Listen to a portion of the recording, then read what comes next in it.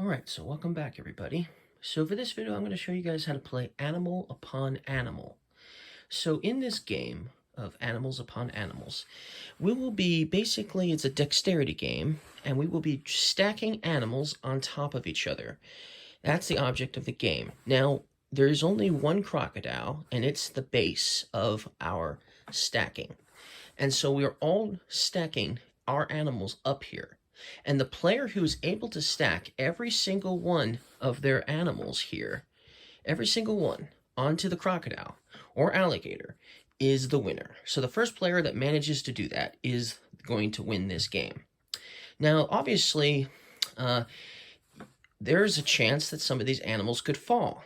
So on your turn, if an animal was to fall off from the stack, then you're going to basically get that animal back into your tableau here, into basically your hand, all right?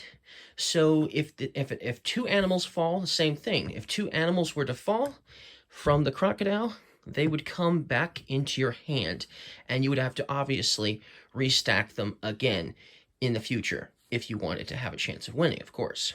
Now, if more than two animals were to fall, so if three or more animals were to fall, then you can pick the two you want to put back into your hand, and then the rest will return to the box. So that can at least help you eventually stack everything onto the crocodile. Because if it's too difficult for you to stack all of these animals over here and all of these animals over here onto the crocodile, if it's too difficult of a task and they keep falling off, there's a chance that you'll be returning a bunch of different animals here back to the box, and so then eventually someone will definitely win, because eventually there'll be less animals to obviously stack onto the crocodile, of course. So especially if they were to all fall over, for instance, then you'd only get two of them back out of the huge amount of animals on the crocodile. But there are other ways you can make it a little easier on yourself in this stacking game. So on everyone's turn, they will roll a dice. And if they ever roll the crocodile, if they ever roll this, then they get to take one of their animals from their hand, and they get to put it either next to its mouth or next to its tail, which will then extend. For instance, if I was to take this sheep here, it would extend basically what we can stack. So now we can stack on top of this sheep here as well, to extend it, our reach of making it easier to perhaps stack stuff. So that's what you're going to do if you roll that. If you roll a 1, then you will take one of your animals and stack it.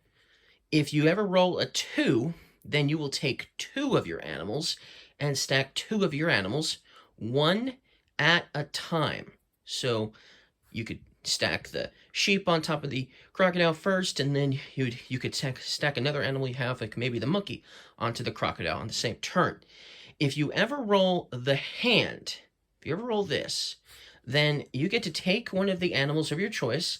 I would choose maybe the hardest, and give it to your opponent. Then your opponent will have to take that animal you're giving them from your hand, okay? From your hand, and they will have to stack it. And then, of course, it'll be their turn next, probably, if it's a 2-player game, for instance. And, of course, then that means they would have to do it twice. So they'd be helping you out, of course, if you get the hand. They'd have to, because that's the benefit of the hand. However, if you roll the question mark, then your opponents will choose an animal for you to stack onto the crocodile. So you won't get to choose the animals if you get the question mark. Your opponent over here would get to choose for you if you roll this. So anyways, I'm gonna basically try to play this game and see how well I do at stacking. And obviously I've got my opponent here, which is Manta. He's gonna be my opponent, and I'm gonna go ahead and go first over here. Now there is one other rule. You are only allowed to stack with one hand. So you can't like use 2 hands to stack animals. You can only use 1 hand. So here we go. And I have a dice tower to make it a little easier for me. Okay, so I rolled a 1. So, like I said, I can only stack 1 on here. So I'm going to stack this sheep, and I'm going to do it with my right hand because it's just easier that way. And, maybe upside down is the best approach. Okay, so that's my turn. So now it would be Manta's turn. And he just rolled a 2. So now he has to do 2 himself. So he's going to take his sheep and do the similar idea, perhaps, and place it there. Yeah, that's the best you can do with that. And then, he's still got to do another one on this turn. So, I guess, the penguin is probably the only one that's going to work right here. Yeah. That's probably not even going to stay there for long. But that's what he did. He was able to stack them all, and nothing fell. So his turn is done, and now it's my turn, so I will roll the dice. And, I got lucky. I rolled the crocodile. So now I can extend our play area. And I can put something either next to the mouth or next to the tail of the crocodile. I think I'm going to place this snake because it will definitely significantly increase our play space. So now we have this snake that we can place animals on too. So now it's Manta's turn. And he just got the crocodile. So now he can place one of his animals next to the tail because obviously the mouth is occupied currently.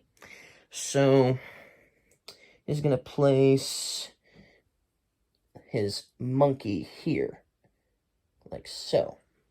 And now he's only got 4 animals left. And one of them is pretty easy. Okay, now it's my turn. And I just got a 1. So the monkey's probably the hardest at this point. So, for me anyway. So let's see if this will work. Ah, it worked. Perfect. I like that. Okay, so now it's Manta's turn again. And he just got the hand. So now I have to take he's going to give me one of his animals, and I have to place it. He's going to give me the frilled lizard. Now I have to place his frilled lizard. Okay, so let's see here. Let's maybe place it here. Perfect. That worked out well. Okay, so now it's my turn. And I just got the hand as well. So now he is going to take one of my animals, and I'm going to get to choose for him. I'm going to give him this toucan here. So now Manta has to put the toucan on here for me. So I think we'll flip him in this direction. There we go. Perfect. Okay. So now it's Manta's turn. And he just got the crocodile. And obviously the head and the tail are already basically covered. So now he's just going to place an animal down.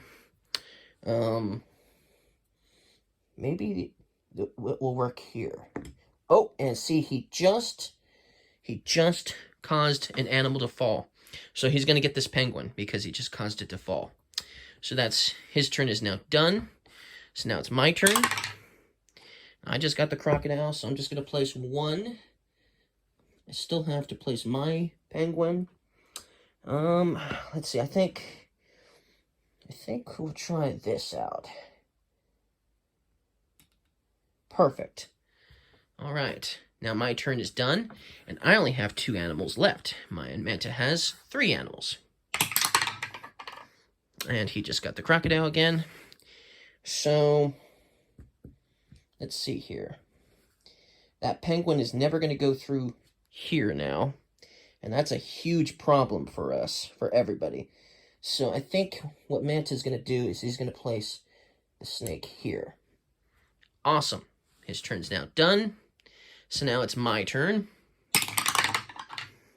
And I just got a 2. So if I can successfully place all of these animals on this turn, I automatically win. So let's see here. Let's do the penguin first. So I feel the penguin could probably go here. Perfect. And then if I just place the hedgehog here, I win. And voila. Now the animals have been stacked, and I've won the game. And that's the whole game. So that's pretty fun. It's pretty enjoyable. Like I said, it's fun to try to stack them on there, and it worked out pretty well. Pretty fun, pretty easy. Definitely an enjoyable game. So if you guys liked this how to play / gameplay of the game, give me a like. And if you liked Manta's style as well, don't forget to give him a like too, because he's cool, right? Okay, I'll see you guys again. Thank you guys for watching. Bye.